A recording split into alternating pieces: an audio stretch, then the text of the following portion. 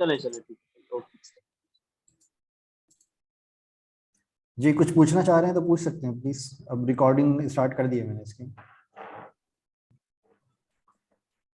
Sir मेरा question ये है कि सर मैं डिफरेंट ग्रुप में मतलब है ये front end full stack web developer मतलब है, मतलब इसमें तो बहुत ज्यादा लैंग्वेज हो जाते हैं ना। तो ये जो मतलब इस फील्ड में इंटरेस्ट रखते हैं वो सिर्फ फ्रंट एंड भी बन सकता है या दोनों जरूरी है, फ्रंट एंड भी बैक एंड भी?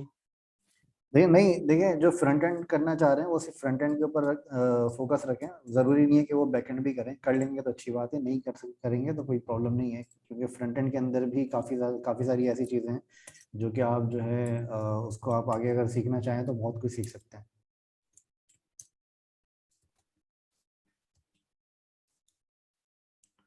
तो बेहतर है कि एक के ऊपर फोकस रखें, फ्रंट एंड के ऊपर फोकस रखें। अगर आप फ्रंट एंड कर रहे हैं तो बैक एंड को फिलहाल आप इग्नोर करें। तो अगर आप बैक एंड कर रहे हैं तो बैक एंड पर फोकस रखें, ठीक है।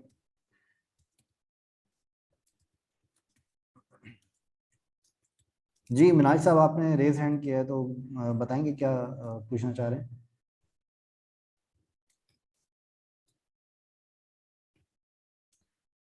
माइक आपका इशू है या मेरी तरफ से इशू है, मुझे बताएं, क्लियर करेंगे। मतलब अगर मेरी आवाज़ सही नहीं आ रही है तो बता दीजिएगा प्लीज। नहीं सर, आपकी आवाज क्लियर है। सर और दूसरी बात है कि सर ये ऐप डेवलपर जो होते हैं वो ये भी यही लैंग्वेज यूज करते हैं जो इधर हम ये यूज करें HTML वगैरह? ऐप डेवलपमेंट आपकी और मजीद लैंग्वेजेस होती हैं जिसके ऊपर ऐप डेवलपमेंट आपकी होती है, जिसमें से सर एक कल आपने जो रिएक्ट नेटिव एक सर लैंग्वेज है जो कि जावास्क्रिप्ट बेस है, और रिएक्ट जेएस की रिएक्ट बेस है, ठीक है। तो मतलब जावास्क्रिप्ट और उसके अलावा कुछ उसके नेटिव कंपोनेंट्स भी होते सर हैं। कल आपने तो जो एक रिएक्ट नेटिव की प्रोजेक्ट को लैंग्वेज है ज्वाइन जिसको किया आप यूज कर सकते हैं उसमें हर ऐप सेक्शन को डेवलपमेंट के अलग लिए। अलग ज्वाइन करना पड़ेगा। अच्छा अच्छा सर सही।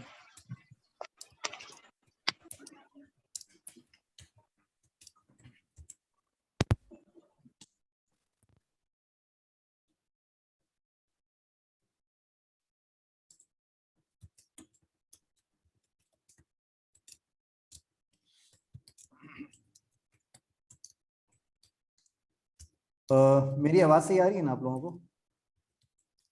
Yes sir. ओके, चलें तो फिर आज की क्लास को स्टार्ट करते हैं।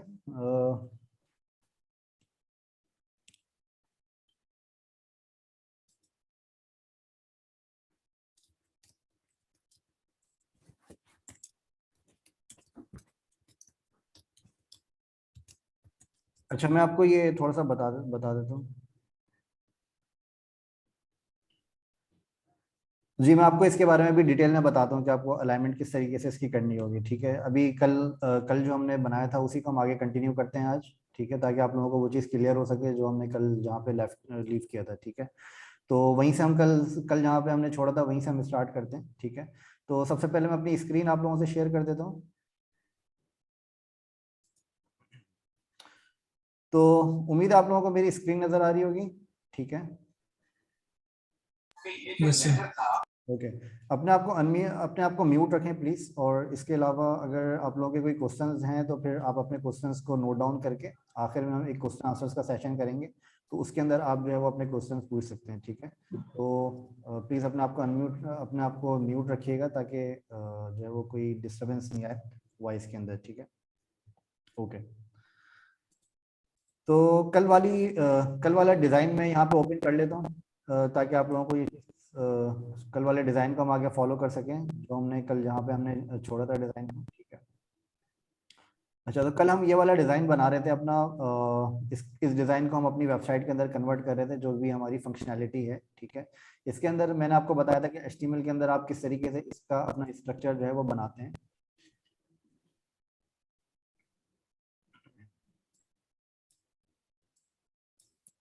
मिनाज बेग साहब आप म्यूट कर दें प्लीज़ अपने आप को। मुबशर अली साहब आप भी। ओके, मैंने कर दिया है वैसे, लेकिन म्यूट रखिएगा। ओके, तो फिर हम इसको स्टार्ट करते हैं। कल हमने जो अपना डिज़ाइन जहाँ पे छोड़ा था वहीं से हम इसको स्टार्ट करते हैं, ठीक है। तो मैं यहाँ पे ओपन कर लेता हूँ अपने पास जो हमारी जो फाइल है। इस फाइल को मैं ओपन कर लेता हूँ अपने पास अपने ब्राउजर के ऊपर, जो कि हमारी layout-2.html है, जिसको हम कल बना रहे थे। ठीक है, इसके अंदर हमने ये डिज़ाइन इतना हमने बनाया था, लेकिन कल जो हमने मेन जो चीज़ हमने देखी थी वो हमने देखा था कि हम HTML स्ट्रक्चर को किस तरीके से हम बनाते हैं। ठीक है, जो कि सबसे ज़्यादा इंपॉर्टेंट पार्ट होता है, जो कि आपका सबसे पहला पार्ट होता है HTML का स्ट्रक्चर बनाना किसी भी वेबसाइट के लिए। ठीक है, तो कोई भी वेबसाइट आपकी विदाउट HTML या विदाउट CSS नहीं बन सकती। इसके लिए आपको HTML और CSS करना ज़रूरी होता है, उसके बगैर आपकी कोई भी वेबसाइट नहीं हो सकती। ठीक है, तो इवन के जो गूगल, फेसबुक, जितनी भी बड़ी बड़ी वेबसाइट्स का क्या आप नाम लेंगे, वो सारी वेबसाइट्स आपकी HTML और CSS के बगैर नहीं बन सकती। ठीक है, वो हर वेबसाइट आपके अंदर आपकी HTML और CSS बहुत अच्छे तरीके से वहाँ पे यूज़ की जाती है, और बहुत ही एक बड़े लेवल के ऊपर इसको यूज़ किया जाता है। ठीक है, तो इसको हम आगे लेके चलते हैं कल वाली क्लास को। तो कल वाली क्लास के लिए मैं थोड़ा सा मैं आप लोगों को बता देता हूँ कि कल हमने क्या किया था। कल हमने एक ये मेन का हमने एक टैग बनाया था, जिसके अंदर हमने अपनी पूरी वेबसाइट का जो फ्रेम है वो हमने पूरा, जो भी फ्रेम के अंदर हमारे पास जो पार्ट आता है वो हम सारा इस मेन के टैग के अंदर हम रखते हैं। ठीक है, फिर इसके बाद हमारे पास एक टैग आता है, वो आता है हमारा हेडर के नाम से। ठीक है, हेडर के अंदर हम रखते हैं जो हमारा हेडर वाला पार्ट है, ये वाला जो हमारा पार्ट है, इसको हम हेडर के अंदर रखते हैं। अब वो चाहे यहाँ पर हो, ये वाला पार्ट आपका सेपरेट सेक्शन के अंदर हो, या फिर आपका ये वाला पार्ट आपका ओवरलैप कर रहा हो, जिस तरीके से मैंने कल आपको दिखाया था कि ये वाला पार्ट आपका ओवरलैप भी कर सकता है, जैसे यहाँ पे आपका ओवरलैप कर रहा है। ठीक है, तो ओवरलैप का मतलब है कि ये आपके सेक्शन के ऊपर आ रहा है, मतलब ये अलग से सेक्शन नहीं बना हुआ, जिस तरीके से इस वाले डिजाइन के अंदर अलग से सेक्शन हमने बनाया था। ठीक है, ओके, तो इसके लिए हमने यहाँ पे एक सेपरेट हेडर बनाया था। हेडर को हमने सेक्शन के बाहर रखना है इन एनी केस, ताकि जो भी हमारे सेक्शंस हो वो हम अगर दूसरे पेजेस के अंदर अगर हम चेंज करना चाहें तो हम इजीली इन सेक्शंस को चेंज कर सकें। तो हमें ये हेडर को सेपरेट रखना है। फिर उसके बाद हमने किया था कि सेक्शन के अंदर हमने एक हीरो सेक्शन हमने बनाया था, जिसकी हमने क्लास दी थी इसको स्टाइल अप्लाई करने के लिए। ठीक है, अच्छा, एक चीज मैं इसके अंदर आप लोगों को बता दूं, जो कि कल मैंने नहीं बताई थी, आज मैं आप लोगों को बताने जा रहा हूँ। जिसके अंदर हमने कल आप लोगों को ये बताया था, कल मैंने आपको ये बताया था कि हमने इसके ऊपर क्लासेस किस तरह से अप्लाई करनी है, और इसके अलावा क्लासेस के अंदर हमने स्टाइल कुछ अप्लाई करके देखा था, जो कि आपको यहाँ पे ग्रेडियंट के अंदर आपको नजर आ रहा है। ठीक है, जो कि आपको इस सेक्शन के ऊपर जो ग्रेडियंट नजर आ रहा है, इसका स्टाइल हमने अप्लाई किया था, जो कि layout-2.css के अंदर इसका स्टाइल था। ओके, अच्छा, फिर इसके बाद हमने यहाँ पे इसको डिवाइड किया था दो कॉलम्स के अंदर, जैसे एक लेफ्ट कॉलम है और एक हमारा राइट कॉलम है। ठीक है, मतलब ये हमारा लेफ्ट कॉलम है और ये हमारा एक राइट कॉलम है। ठीक है, तो ये मैंने आप लोगों को सिर्फ समझाने के लिए ये मैंने बताया था। जब आप लोग इसके लिए यूज टू हो जाएंगे तो जरूरी नहीं है कि आप लोगों को ये बनाना पड़े, तो इसको आप लोग स्किप भी कर सकते हैं इस वाले पार्ट को। ये सिर्फ आप लोगों को समझाने के लिए मैंने बनाया था कि HTML स्ट्रक्चर बनाने के लिए क्या क्या किन किन चीज़ों की आपको ज़रूरत पड़ेगी। अगर कुछ इसमें ऐसे नए लोग हैं जो कि इस वीडियो को देख रहे हैं, तो उनसे गुजारिश है कि वो पिछली वीडियो को देख लें, ताकि आप लोगों को HTML का स्ट्रक्चर कैसे डिज़ाइन करते हैं वो आप लोगों को क्विकली समझ में आ सके। ठीक है, तो पिछली वीडियो को प्लीज़ देख लीजिएगा। अच्छा, अब हम यहाँ पे थोड़ा सा इसको स्टार्ट करते हैं, ताकि हम इसके मजीद हम इसके अंदर राइट कंटेंट बना सकें, और इसके अंदर जो इसकी हाइट वगैरह है वो हम डिफाइन कर सकें। अच्छा, इसकी हाइट, सबसे पहले मैं आपको ये बताऊं कि हमने जो कंटेनर का यहाँ पे कंटेनर की यहाँ पे क्लास बनाई थी, जो कि हमारा ये सेंटर कंटेनर होता है, जिसके अंदर हमारा कोई सेंटर में अगर हमें कोई कंटेंट अपना रखना है तो उसको हम एक कंटेनर के अंदर रखते हैं। कंटेनर का मतलब है कि होती वो डिव है, लेकिन उसकी हम क्लास कंटेनर कर देते हैं, ताकि वो चीज़ हमारी क्लियर हो जाए कि ये हमारा सेंटर वाला पार्ट है। ठीक है, अच्छा, एक चीज ध्यान में रखिएगा कि ये कंटेनर के अंदर हम कंटेनर यूज नहीं करते, मतलब इसके अंदर आप चाहें तो यूज कर सकते हैं, लेकिन बेहतर ये होता है कि आप इसके अंदर कंटेनर के अंदर आप एक और कंटेनर आप यूज नहीं करें। ठीक है, फॉर एग्जांपल अगर आप इसको यहाँ पे कंटेनर लगाते हैं और यहाँ पे भी आप कंटेनर लगाते हैं, तो इसका फायदा आपको कुछ नहीं होगा, क्योंकि ये कंटेनर हमने लगाया ही इसलिए है जिसके ऊपर हम अपनी विड्थ, मैक्सिमम विड्थ हम इसकी अप्लाई कर सके, ताकि ये कंटेंट हमारा सेंटर में आ सके। ठीक है, ये कंटेंट हमारा 100% विड्थ तक स्ट्रेच ना हो, ये सेंटर में ही रहे ये कंटेंट। ठीक है, तो इसके लिए हमने क्या किया था, इसके लिए हमने कंटेनर लगाया था। अच्छा, कंटेनर की हमने क्लास क्यों बनाई है, इसकी आईडी हमने क्यों नहीं बनाई फॉर एग्जांपल। ठीक है, तो क्लास इसकी हमने इसलिए बनाई है ताकि इस कंटेनर को हम दूसरे सेक्शंस के अंदर भी हम यूज कर सकें। ठीक है, फॉर एग्जांपल हमारे पास दूसरे जो सेक्शंस हैं हमारे वेब पेज के ऊपर, एक हमारे पास ये सेक्शन आ रहा है जिसके अंदर ये हमारी बार आ रही है, एक इस बार के अंदर हमारे पास एक सेंटर के अंदर हमारा ये कंटेनर आ रहा है, जिसके अंदर भी दो कॉलम्स है। एक कॉलम आपका ये वाला है, ठीक है, जिसके अंदर आपका टुडेज प्राइस आ रहा है, ये वाला, और एक कॉलम आपका है राइट वाला, ठीक है। इसके अंदर भी आपके पास यहाँ पे जो गेम की जो स्टार्टिंग डेट है, स्टार्टिंग जो टाइम है वो यहाँ पर आ रहा है, जो कि आपका काउंटर हो सकता है। फॉर एग्जांपल आपके पास यहाँ पे काउंटडाउन चल सकता है, जो भी आपका गेम स्टार्ट होने का टाइम है, ठीक है। अच्छा, तो इसके इन दोनों के अंदर कंटेनर को डिफाइन हमने इसलिए किया ताकि हम एक ही क्लास को दोनों के कंटेनर्स से मैनेज कर सकें, ठीक है। एक ही क्लास से हम दोनों के कंटेनर्स को मैनेज कर सकें। तो आपके ये कंटेनर्स सेम ही होंगे, बस ये इसके अंदर सिर्फ हमने ये एक क्लास बनाई है जो कि आपके हर कंटेनर के ऊपर अप्लाई होती रहेगी, जो कि आपका हर सेक्शन के अंदर अलग अलग कंटेनर होगा, ठीक है। अच्छा, फिर इसके बाद हम अच्छा, अभी तक अगर आप लोगों में से किसी को कोई क्वेश्चन है, कोई कंफ्यूजन है, तो मुझसे पूछ सकते हैं प्लीज।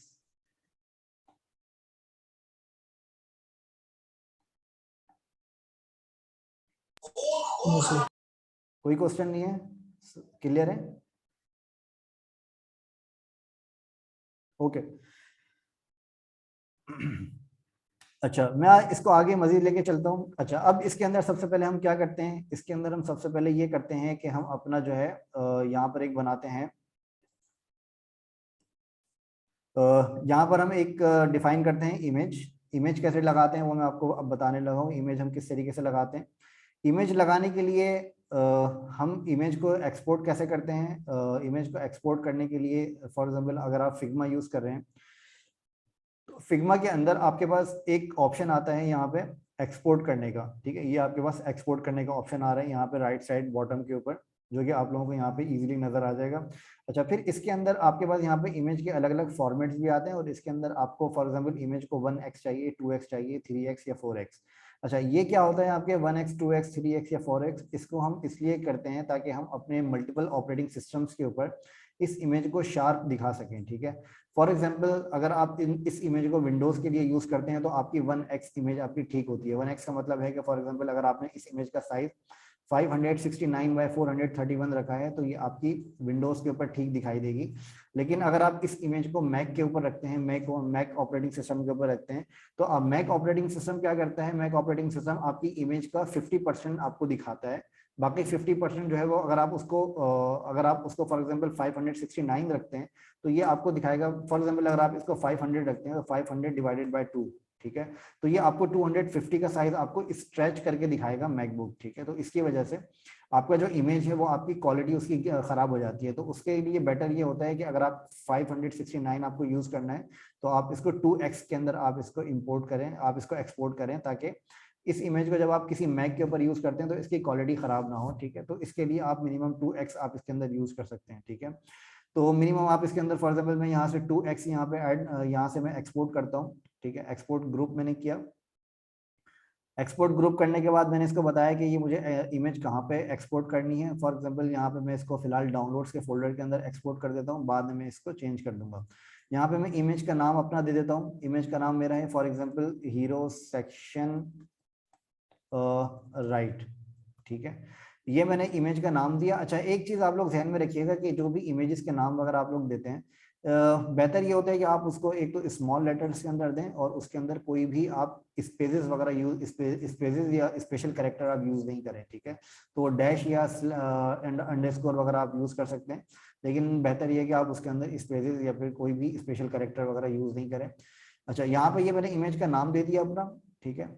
इमेज का नाम देने के बाद अब मुझे ये इमेज अपने फोल्डर के अंदर सबसे पहले रखनी पड़ेगी, ठीक है। तो ये इमेज फॉर एग्जांपल मेरी पड़ी है डाउनलोड्स के फोल्डर के अंदर।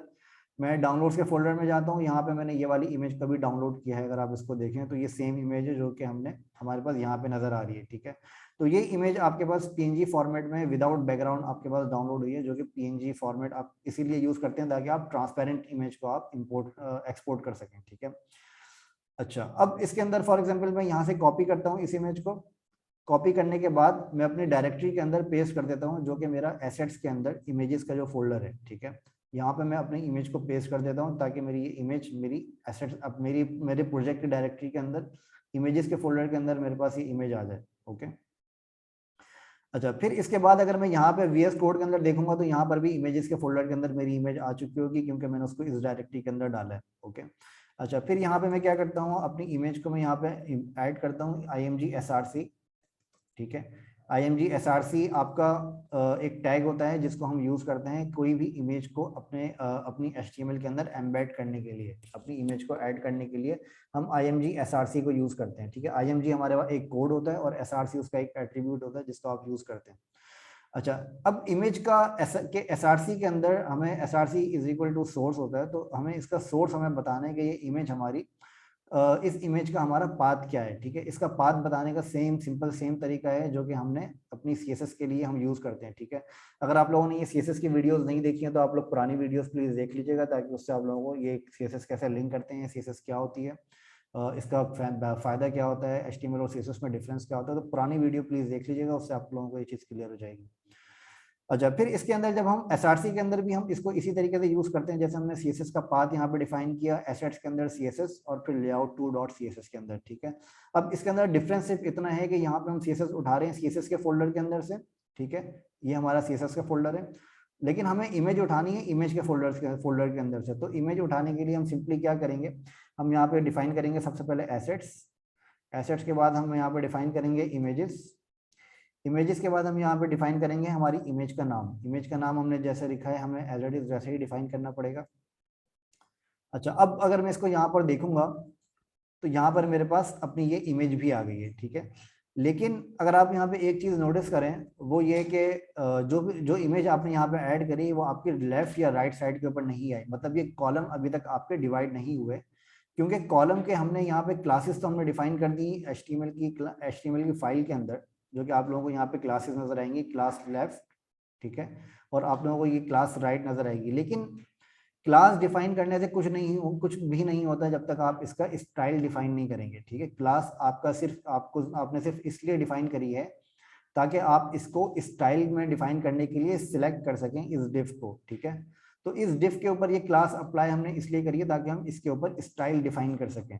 ठीक है, तो क्लास और स्टाइल के अंदर ये डिफरेंस होता है कि ये आपका स्टाइल नहीं होता, ये आपका सिर्फ क्लास का नाम होता है, ये सिर्फ आपका ये जो डिव है आपकी, ये जो टैग है आपका, इसका सिलेक्टर होता है। ठीक है, तो ये क्लास आपकी सिर्फ इस डिव का सिलेक्टर है, इसके अलावा और कुछ भी नहीं है। ओके, तो क्लास डिफाइन करने से कुछ भी नहीं होता, ये बात अपने ध्यान में रखिएगा। क्लास अगर आप डिफाइन कर दें और स्टाइल डिफाइन नहीं करें तो कोई फर्क नहीं पड़ेगा। ठीक है, तो हमने यहाँ पे क्लास डिफाइन कर दी, लेकिन हमने यहाँ पे इस लेफ्ट का हमने कोई भी स्टाइल डिफाइन नहीं किया कि लेफ्ट की क्लास के ऊपर स्टाइल क्या अप्लाई होना चाहिए। ठीक है, तो फॉर एग्जाम्पल हम यहाँ पे डिफाइन करते हैं लेफ्ट के ऊपर। फॉर एग्जाम्पल आपको समझाने के लिए सबसे पहले मैं बॉर्डर डिफाइन कर देता हूँ। ठीक है, बॉर्डर के अंदर हमारे पास प्रॉपर्टी होती है सॉलिड 2 पिक्सल। अच्छा, ये सारी चीजें मैंने पुरानी क्लासेस के अंदर बताई हैं, पिछली क्लासेस के अंदर, तो पहले आप पिछली क्लासेस को देख लीजिएगा अगर आप लोगों को कोई कंफ्यूजन है इस हवाले से। अच्छा, बॉर्डर मैंने डिफाइन किया, बॉर्डर सॉलिड 2 पिक्सल, और मैंने यहाँ पे बताया रेड। ठीक है, अब मैं यहाँ पर आता हूँ तो मैं इसको जब रिफ्रेश करूंगा तो आप ये नोटिस करेंगे कि जो लेफ्ट की जो क्लास हमने डिफाइन करी है, जो लेफ्ट की हमने डिव बनाई है, उसके ऊपर हमारा ये बॉर्डर अप्लाई हो जाएगा। अच्छा, इसको हमने लेफ्ट डिफाइन किया था और इसको हमने राइट डिफाइन किया था, राइट हमने इसको डिफाइन किया था। ठीक है, तो इसको मैं कर देता हूँ राइट, इसके ऊपर मैं क्लास इसके ऊपर मैं स्टाइल अप्लाई कर देता हूँ, फॉर एग्जाम्पल ऑरेंज। ठीक है, तो ये ऑरेंज स्टाइल मैंने इस पे अप्लाई कर दिया और रेड स्टाइल मैंने इस पे अप्लाई कर दिया, सिर्फ आपको समझाने के लिए। ओके, अच्छा, अब हमें इसके अंदर क्या करना है, अब हमें इसके अंदर ऑब्वियस सी बात है कि हमें इसकी जो विड्थ है वो विड्थ हमें डिवाइड करनी है। विड्थ डिवाइड आपको कैसे करनी है, फॉर एग्जांपल आपके पास ये एक इसका आपके पास कंटेनर का जो साइज है, वो कंटेनर का साइज आपका है, फॉर एग्जांपल जो हमने कल रखा था वो रखा था हमने 1160। ओके, अच्छा, इसके विड्थ डिफाइन आप किसी भी फॉर्मेट के अंदर कर सकते हैं। फॉर एग्जांपल आप चाहें तो पॉइंट्स के अंदर भी कर सकते हैं, सेंटीमीटर के अंदर भी कर सकते हैं, पिक्सल के अंदर भी कर सकते हैं, परसेंटेज के अंदर भी कर सकते हैं। ठीक है, फॉर एग्जांपल अगर आप परसेंटेज के अंदर इसके विड्थ डिफाइन करते हैं लेफ्ट की और राइट की, ओके, तो फॉर एग्जाम्पल मैं लेफ्ट को कर देता हूँ 50% और राइट को मैं कर देता हूँ 50%। तो परसेंटेज का ये मतलब होता है कि ये जो आपकी डिव है, ये जो आपका पूरा एक डिवीजन आ रहा है, इस डिवीजन के जो पेरेंट क्लास, जो पेरेंट डिव है, पेरेंट डिव कौन सी है, पेरेंट का मतलब है कि ये दोनों डिव्स जिस कंटेनर के अंदर हैं। ठीक है, अच्छा, पेरेंट और चाइल्ड का मैं आपको थोड़ा सा बता देता हूँ क्योंकि ये थोड़ा इंपॉर्टेंट है, इसको थोड़ा सा ध्यान में रखिएगा। फॉर एग्जाम्पल मैंने यहाँ पे एक डिव बनाई और यहाँ पे मैंने एक और मजीद डिव बनाई। ठीक है, और यहाँ पे मैंने एक मजीद डिव बनाई और इसके बाद मैंने यहाँ पे एक और डिव बनाई।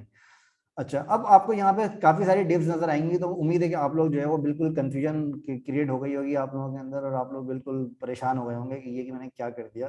ठीक है, अच्छा, तो इसको बनाने का रीजन ये है कि आप लोगों को पेरेंट और चाइल्ड समझ में आ जाए, जो कि बहुत ज्यादा इंपॉर्टेंट होता है, क्योंकि इसके अंदर पेरेंट और चाइल्ड के अंदर आप बहुत ज्यादा कंफ्यूज होने वाले हैं, मुझे पता है।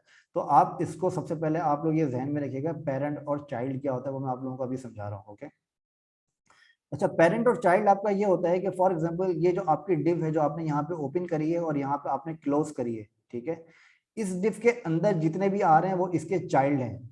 चाइल्ड मतलब जैसा आप लोगों को इसकी टर्म से ही वाजे हो जाएगा कि पेरेंट क्या कौन होता है, जो आपका बाप होता है, और जो चाइल्ड कौन होता है, जो उसके बेटे होते हैं, जो उसकी औलादे होती हैं। ओके, तो इसके अंदर जो आपकी ये जो डिव है आपकी, ये डिव आपकी क्या है, ये इन सारी डिव्स की पेरेंट है।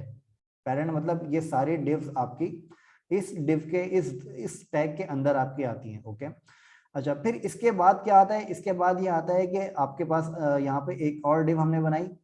ठीक है, ये वाली डिव इस पेरेंट डिव की चाइल्ड है। ओके, मतलब ये आपकी चाइल्ड है। मैं अगर यहाँ पे डिफाइन भी कर दूं चाइल्ड, और यहाँ पे मैं डिफाइन कर देता हूँ पेरेंट।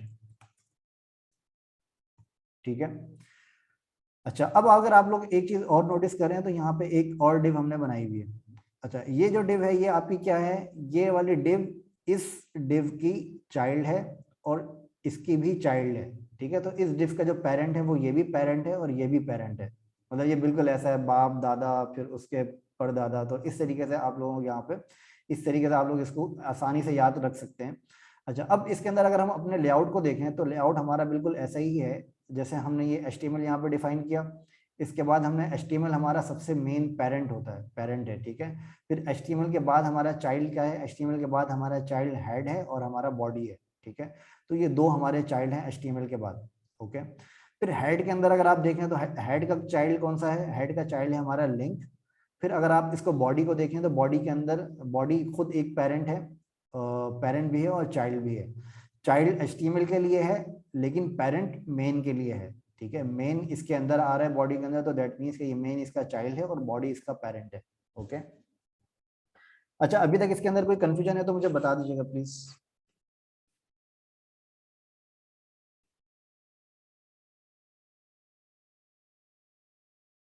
नो सर, क्लियर है सर। कोई कंफ्यूजन नहीं है? नो सर, मतलब जो नेक्स्ट होता है सर हमारे साथ चाइल्ड होता है, चाइल्ड का चाइल्ड उसके नेक्स्ट होता है। ओके, मैं आप लोगों को कंटिन्यू करता हूँ, ठीक है। अच्छा, तो उम्मीद है आप लोगों को ये पेरेंट और चाइल्ड समझ में आ गया होगा। फॉर एग्जांपल अगर मैं यहाँ पे कुछ और भी डिव बना देता हूँ या फिर कुछ और यहाँ पे P या फिर H1 यहाँ पे मैं बना देता हूँ, तो अब आप लोगों को ये क्विकली समझ में आ जाएगा कि इस H1 का पेरेंट क्या है और इस P का पेरेंट क्या है और इस डिव का पेरेंट क्या है। मतलब इन तीनों का पेरेंट ऑब्वियसली ये है। ठीक है, फिर इस पूरी डिव का आपका जो पेरेंट है ये इसके लिए ये है, लेकिन ये डिव आपकी चाइल्ड है, मतलब इस डिव की चाइल्ड है ये वाली। ठीक है, तो ये उम्मीद है आप लोगों को समझ में आ गया होगा। मैं इसको यहाँ से रिमूव कर देता हूँ ताकि हम इसको आगे लेके चलें पेरेंट और चाइल्ड की डिस्कशन से।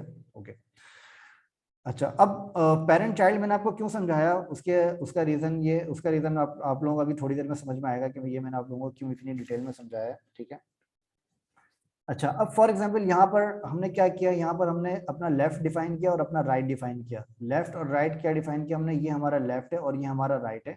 ठीक है, अब इसके अंदर अगर मैं कोई विड्थ डिफाइन करता हूँ तो जो लेफ्ट की जो हमारी डिव है, ठीक है, उस डिव का जो पेरेंट डिव होगी, ठीक है, उस डिव की जो पेरेंट डिव होगी, अगर मैं इस लेफ्ट के विड्थ फॉर एग्जाम्पल यहाँ पे विड्थ में डिफाइन करता हूँ फॉर एग्जाम्पल सॉरी 50%। ठीक है, फॉर एग्जाम्पल ये जो लेफ्ट की विड्थ है, ये जो लेफ्ट वाला जो हमारा पार्ट है ये वाला, इसकी विड्थ में डिफाइन करता हूँ 50%। ठीक है, 50% का मतलब यह है कि जो लेफ्ट का जो पेरेंट है उसकी विड्थ जितनी होगी उस विड्थ का 50% ये ऑटोमेटिकली अप्लाई कर देगा इस लेफ्ट के ऊपर। ओके, अब ये डिपेंड करता है कि जो उसका लेफ्ट का जो पेरेंट है उसकी विड्थ कितनी है। ओके, अब इसके अंदर जैसे हम यहाँ पे अगर अपने लेआउट के अंदर देखें तो हमारे पास एक ये लेफ्ट है और फिर इसके अंदर हमारे पास एक ये राइट है। ओके, तो ये दोनों हमारे पास ये दोनों चाइल्ड हैं कंटेनर के। ठीक है, क्योंकि ये दोनों जो टैग हमारे पास आ रही हैं हमारे पास कंटेनर के अंदर आ रहे हैं, और कंटेनर के ऊपर हमने विड्थ अप्लाई करी है 1160 पिक्सल। ठीक है, ये हमने कंटेनर की विड्थ अप्लाई करी है। जब मैं इसको 50% अप्लाई करूंगा लेफ्ट को और 50% में अप्लाई करूंगा राइट को, तो इसका मतलब ये है कि 1160 का 50% ये आपके इन दोनों डिफ्स के ऊपर ऑटोमेटिकली अप्लाई कर देगा, जो कि एग्जैक्टली हमें यहाँ पर चाहिए। ठीक है, मतलब ये दो कॉलम्स हमारे पास आ रहे हैं, तो इन दोनों कॉलम्स के अंदर ये लेफ्ट वाला जो पार्ट है ये 50% का है हमारा, और ये राइट वाला जो पार्ट है ये हमारा 50% का है। जैसा कि मैंने आपको पहले भी बताया कि क्लासेस अप्लाई करने से कोई स्टाइल अप्लाई नहीं होता जब तक आप उसको सेपरेटली स्टाइल आप अप्लाई नहीं करें। ठीक है, तो हमने यहाँ पे ये दो स्टाइल अपने अप्लाई किए हैं, जो कि इसके अंदर बॉर्डर है और इसके ऊपर विड्थ है, और राइट के ऊपर भी बॉर्डर है और विड्थ है। ठीक है, आप चाहें तो इसके अंदर डिफरेंट कर सकते हैं, आप चाहें तो इसको 30% कर दें, ठीक है, आप चाहें तो इसको 70% कर दें। ठीक है, तो मतलब कहने का मकसद ये है कि जो आपकी ये विड्थ आ रही है, इस विड्थ को आपको ये मेक श्योर करना है कि ये 1160 से बाहर नहीं निकले। फॉर एग्जांपल अगर आप यहाँ पे 30% के जगह के बजाय आप यहाँ पे 600 कर देते हैं, 600 px कर देते हैं, और यहाँ पे आप फॉर एग्जांपल 700 px कर देते हैं। ठीक है, अब अगर मैं इसको 600 और 700 को अगर मैं प्लस करूं, ठीक है, तो 600 प्लस 700 ये जो मेरी विड्थ बनती है वो बनती है 1300। ठीक है, अच्छा, अब 1300 विड्थ हम अगर 1160 के अंदर अगर हम 1300 विड्थ अप्लाई करें तो दैट मीन्स के इसके अंदर जो आप बॉक्सेस यूज कर रहे हैं वो कंटेनर के बाहर निकल जाएंगे। अच्छा, इसके अंदर क्या होता है कि इसके अंदर आपकी डिव्स बाहर नहीं निकलती बल्कि वो उसके नीचे आ जाती हैं। ठीक है, मतलब फॉर एग्जांपल अगर आप इसको 500 की विड्थ के अंदर, फॉर एग्जांपल आपने एक डिव बनाई 500 की विड्थ के ऊपर, फॉर एग्जांपल आपका कंटेनर है वो 500 का है, और इसके ऊपर आपने अप्लाई करी 250 और इसके ऊपर आपने अप्लाई करी 251। ठीक है, अच्छा, अब अगर आप इन दोनों को प्लस करें तो ये आपकी हो जाती है 250 प्लस 251, ये आपका हो जाता है 501, 501, जो कि 500 से बड़ा है। ठीक है, अच्छा, अब अगर आप ये 500 के कंटेनर के अंदर 501 फिट करने की कोशिश करेंगे तो क्या होगा कि वो एक डिव के ऊपर 250 अप्लाई करेगा, तो उसके बाद जो सेकंड डिव आपकी होगी जो कि बाहर निकल रही होगी उसको वो ऑटोमेटिकली नीचे ब्रेक कर देगा, मतलब वो नीचे लेकर आ जाएगा ऑटोमेटिकली। ठीक है, तो इस वजह से आपको अभी क्या नजर आ रहा है, आपको अभी ये नजर आ रहा है कि ये 100% विड्थ पर है ऑटो बाय डिफॉल्ट, मतलब बाय डिफॉल्ट जो आपकी डिव होती है वो आपकी 100% विड्थ पर होती है। ठीक है, और बाय डिफॉल्ट इसका भी 100% है क्योंकि ये दोनों हमारी डिव हैं, इसके ऊपर लेफ्ट की क्लास है और इसके ऊपर राइट की क्लास है, तो इस वजह से ये दोनों डिव्स आपको एक दूसरे के ऊपर नीचे नजर आ रही हैं। ओके, अच्छा, अब मैं इसको वापस रिवर्ट कर देता हूँ। ये मेरे पास 1160 है और यहाँ पे मैंने जो अप्लाई किया वो मैंने अप्लाई किया 50% और 50%। ठीक है, जो कि मेरी 100% है, 100% से ज़्यादा नहीं निकलेगी वो, क्योंकि यहाँ पे मैंने 50% और 50% अप्लाई किया। अगर मैं यहाँ पे 51% कर दूंगा तो जाहिर सी बात है कि वो 100 से बाहर निकल जाएगी मेरी। ठीक है, तो मैं इसके अंदर क्या करता हूँ, मैंने 50% अप्लाई किया, अब मैं यहाँ पे इसको रिफ्रेश करता हूँ तो आप यहाँ पे नोटिस करेंगे कि ये 50% मेरी विड्थ डिव का साइज ऑटोमेटिकली अप्लाई हो गया 50%, लेकिन इमेज का साइज अभी भी वही का वही है। ठीक है, इमेज का साइज चेंज नहीं हुआ। इमेज के लिए यहाँ पर सिर्फ इमेज के लिए ही नहीं, यहाँ पे हमारे पास एक और एट्रीब्यूट होता है।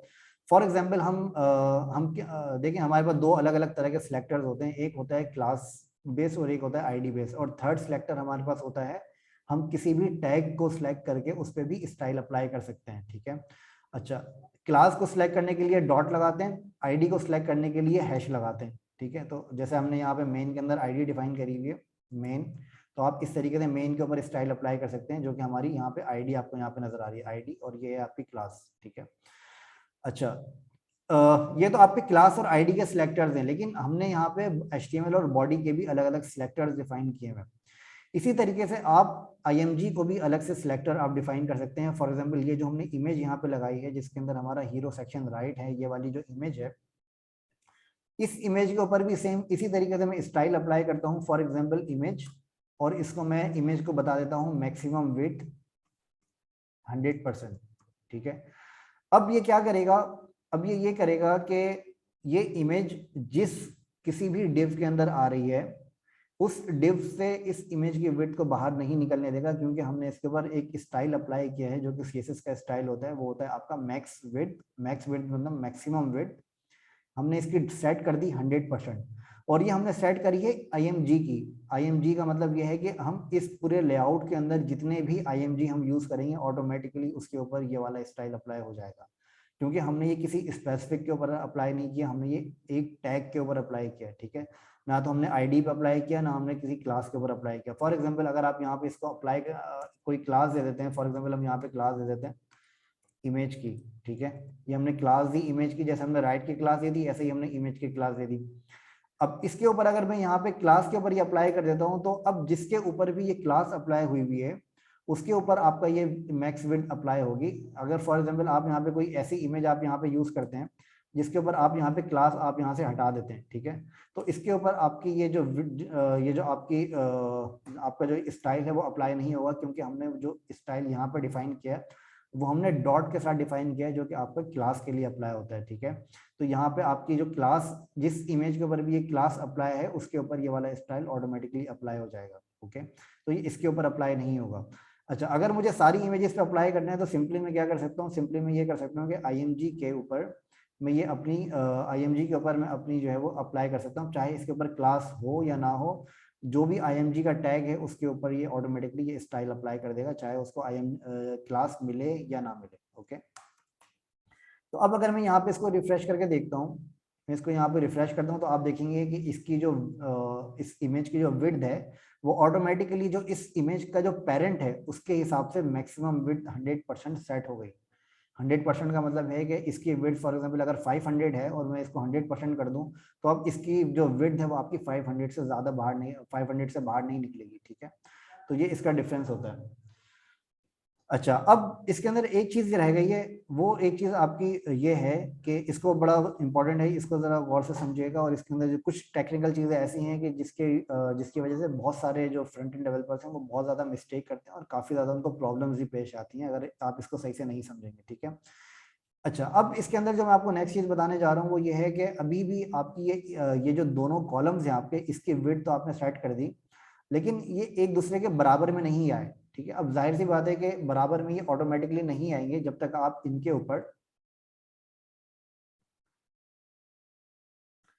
अच्छा, बराबर में ये ऑटोमेटिकली नहीं आएंगे जब तक आप इनके ऊपर कोई स्टाइल इस तरह का अप्लाई नहीं करेंगे जो इन दोनों को बराबर में लेकर आए। क्योंकि देखें, वेब हो या ऐप हो या कोई भी प्रोग्रामिंग लैंग्वेज हो, कंप्यूटर को कुछ भी नहीं पता कि आप क्या करना चाह रहे हैं जब तक आप उसको एक एक चीज़ नहीं बताएंगे, ठीक है। तो एक एक चीज़ आपको यहाँ पे बतानी पड़ेगी। फॉर एग्जांपल अगर आपको कोई बटन का कलर देना है या हाइट देनी है, विड्थ देनी है, या इसमें पैडिंग देनी है, मार्जिन देना है, जो भी स्टाइल आपको यहाँ पे देना है वो आपको ऑटोमेटिकली अप्लाई नहीं करेगा, वो आपको डिफाइन करना पड़ेगा यहाँ पे, ठीक है।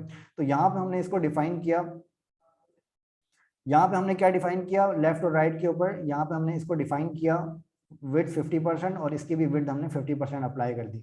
लेकिन एक दूसरे के बराबर में लाने के लिए हमारे पास एक टैग होता है, वो टैग हम उसको कहते हैं फ्लोट लेफ्ट। इसी तरीके से फ्लोट लेफ्ट आप अप्लाई करें इसके ऊपर भी, ठीक है। अच्छा, इसको मैं थोड़ा सा डिटेल में आपको समझा देता हूँ फ्लोट लेफ्ट को, क्योंकि ये बड़ा इंपॉर्टेंट है, बहुत से लोग इसके अंदर मिस्टेक्स करते हैं। फॉर एग्जाम्पल हमारे पास यहाँ पे एक बॉक्स है इस तरह का, ठीक है, हमारे पास ये इस तरह का एक बॉक्स है, इसका मैं UI थोड़ी इस तरह से कर देता हूँ। एक हमारे पास ये एक बॉक्स है फॉर एग्जांपल, ठीक है, ये हमारी एक रॉ है, आप ये समझ लें, मतलब इसको आप कह लें एक डिव है, ठीक है। मैंने यहाँ पे आपको सिर्फ समझाने के लिए यहाँ पे लिखा है, आप लोग यहाँ पे नहीं भी लिखें तो कोई मसला नहीं है।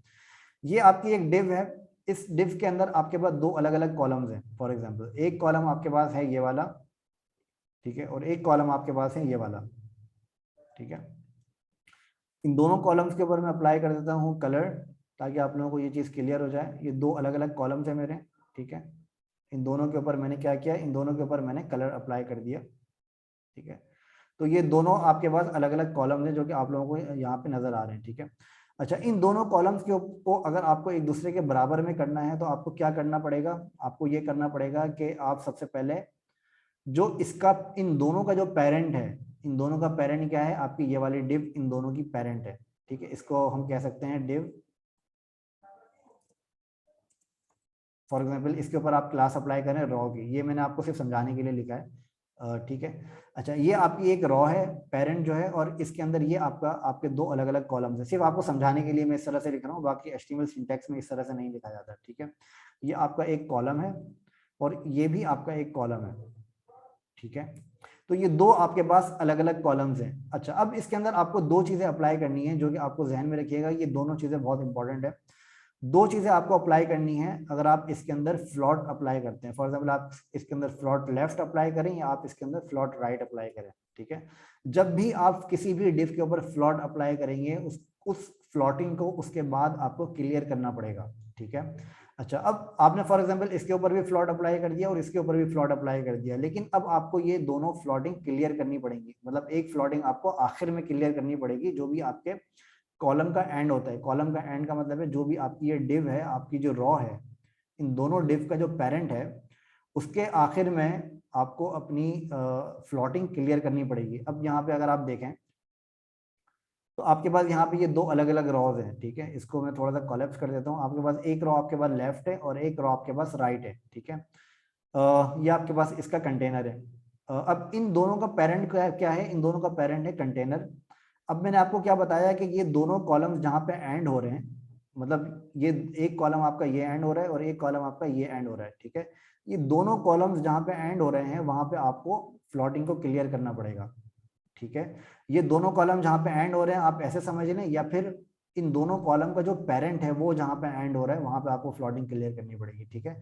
अब यहाँ पे फ्लॉटिंग क्लियर करने के लिए मैं यहाँ पे एक डिव क्रिएट करता हूँ सिंपल, और यहाँ पे मैं स्टाइल अप्लाई कर देता हूँ क्लियर का, ओके। तो यहाँ पे मैंने एक डिव क्रिएट करी सिंपल और यहाँ पे मैंने एक स्टाइल अप्लाई किया क्लियर, ठीक है। क्लियर अप्लाई करने के बाद में क्या करता हूँ मैं, एक यहाँ पे एक क्लास अप्लाई एक स्टाइल में क्रिएट करता हूँ क्लियर का। इसके ऊपर मैं इसको बता देता हूँ क्लियर बोथ। बोथ का मतलब ये होता है कि आप जब फ्लॉटिंग लेफ्ट करें या फ्लॉटिंग राइट करें तो आपकी वो फ्लॉटिंग को आपको वहां पे वो क्लियर कर देगा। अगर आप फॉर एग्जाम्पल ये क्लियर नहीं करते तो उसके बाद क्या होता है कि उसके बाद की भी जो डिव्स होती हैं उसके ऊपर भी वो फ्लॉटिंग ऑटोमेटिकली अप्लाई करता रहता है, ठीक है। तो जब तक आप इसकी प्रैक्टिस सही से नहीं करेंगे आप लोगों को ये चीज नहीं समझ में आएगी। तो फ्लॉटिंग अप्लाई करने के लिए आपको क्या करना होगा, इन दोनों डिव्स के आखिर में, इस डिव के आखिर में जो इसकी इन दोनों डिव्स की जो पेरेंट है उसके आखिर में इस अपनी फ्लॉटिंग आपको क्लियर करनी पड़ेगी, ठीक है। अब मैं यहाँ पे इसको थोड़ा सा देख लेता हूँ। अब मैं अगर यहाँ पे इसको रिफ्रेश करता हूँ तो आपको यहाँ पे ये चीज नजर आएगी कि अब इन दोनों के ऊपर हमने फ्लॉटिंग अप्लाई कर दी, लेकिन जैसे मैंने आपको बताया कि इन दोनों की विड्थ 50% से आगे नहीं निकलनी चाहिए, ठीक है। अच्छा, अब अगर आप यहाँ पे नोटिस करें तो इसके अंदर क्या हुआ, इसके अंदर ये हुआ, अभी भी ये दोनों एक दूसरे के बराबर में नहीं आई, एक दूसरे के नीचे आ रही हैं, लेकिन ये आपकी फ्लॉट लेफ्ट हो गई और ये आपकी फ्लॉट राइट हो गई। वो इस वजह से हुई क्योंकि हमने इन दोनों डिव्स के ऊपर हमने बॉर्डर भी लगाया हुआ है, ठीक है। तो बॉर्डर का भी अपना एक साइज होता है जो कि ये कैलकुलेट करता है, ठीक है।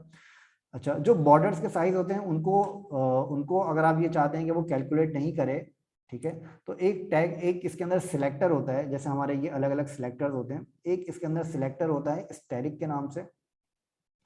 स्टैटिक का मतलब प्रोग्रामिंग लैंग्वेजेस के अंदर स्टैटिक का मतलब होता है ऑल, ठीक है। ये आपके सारे